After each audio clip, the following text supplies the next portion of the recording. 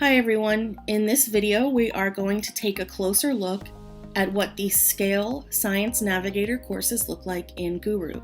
So I've just logged into a teacher account and I'm going to scroll down, and here's the class I'll be looking at today. I've titled it Middle School Science, and the assigned course is 6th grade Integrated Science. So in Gooru, these Scale courses are typically called Integrated Science, and they'll be associated with a specific grade level, and many times they'll also have Scale in parentheses after the course name. So if you're not familiar with Scale, it is a Stanford-created free and open curriculum for 6th, 7th, and 8th grade science, and it is truly an integrated course. Each of those grade levels in Scale combines chemistry, biology, physical sciences, and earth sciences, along with science practices. The Scale courses also focus heavily on hands-on learning and collaboration among students. So before we get into this, one other thing to note is that the Gooru form of the Scale courses has been created to facilitate asynchronous or synchronous learning. So you are welcome to skip some of the activities as a teacher if you'd like to do them in class, or in a more traditional Scale sense, you're welcome to skip those activities and direct your students to do so. Or if you have kids in a virtual or hybrid environment, you can direct them to complete those activities on their own. We've tried to facilitate and accommodate both types of learning. Here's my science course. I'm going to just click on the learning journey icon so we can take a look at that. So the typical version or form of the learning journey in a Navigator course is the milestones.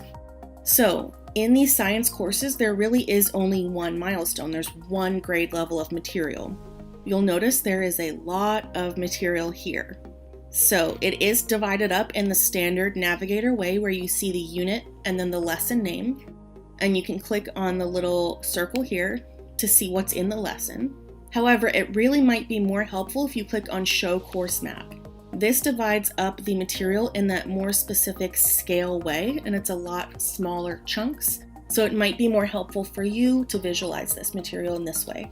So on my course map view, and again, I just clicked right up here, Show Course Map, and you can go back and forth by clicking Show Milestones and Show Course Map. I see Unit 1, Task 1, so that aligns with the Scale curriculum. You can see each task here.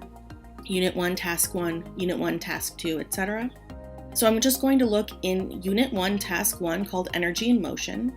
And please note all of these titles, these task titles, are the same as the task titles in the Scale curriculum. So I'm going to click here just to look at Unit 1, and I can see what's in it. My Lesson 1 is an introduction, objects in motion. If I'd like to see a little bit more, I can see there's 2 collections here. So if I'd like to see that, I can just click on the lesson. What I've got here is an introduction to objects in motion, and then some information on energy in motion. We'll take a closer look at this in a second, but let's just review a little bit more about what's in this unit. I can see there's a lesson on kinetic energy, and that includes an activity on making predictions about moving objects. Then I have a collection on kinetic energy and a CFU on kinetic energy. So one thing that we've tried to do is write Scale in parentheses after any activity or item that is taken directly from the Scale curriculum. So the making predictions about moving objects has Scale after it. It is drawn directly from the Scale curriculum.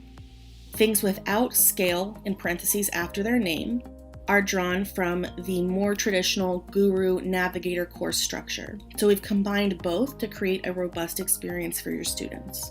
Let's come back up to this introduction, take a closer look at what's in there. I've got objects in motion. I can click on it to get a preview. So in the objects in motion introduction activity, the first thing students are doing is brainstorming. And then the next thing they're doing is coming up with questions they'd want to know to get a better understanding of how our bodies make objects move. So again, these items parallel the Scale curriculum, but they've been modified slightly so students can work on them asynchronously or synchronously. If we come down to our kinetic energy lesson, let's take another look at that making predictions about moving objects, which is Scale, so it's drawn pretty much directly from the Scale curriculum. So we see that there is a scenario for students, and they're asked to type in a response or a prediction. There's some information on how to try that experiment on their own. There is a video of the experiment being done and data being produced. And then there's a chance for the students to construct an explanation. So again, this goes beyond the traditional Navigator structure where it's collection and assessment, and we've weaved in those scale predictions and explanations to make it a much more robust experience.